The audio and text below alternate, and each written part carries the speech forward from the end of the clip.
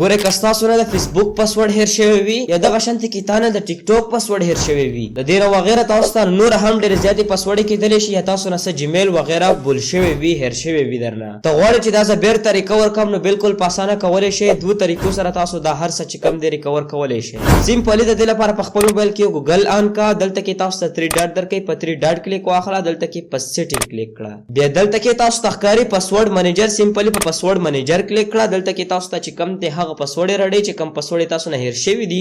کوم اکاونټ کوم جیمیل تاسو نه هیر شوی دي هر څه چې کوم دي دلته کې تاسو ته ښایي لکه ګوره زه دلته کې په فیسبوک کلیک واخلم او دلته کې ماته وایي یوز پیټرین یعنی تاسو موبایل پاسورډ چې کوم دی هغه دلته کې تاسو ورکړئ که هغه تاسو فنګر پرینټ لګولی وي که دغه شانتې کې تاسو پاسورډ لګولی وي څنګه چې ما هغه ورکړو نو ماته د خپل موبایل نمبر هم راواخیسته چې تا په دې نمبر باندې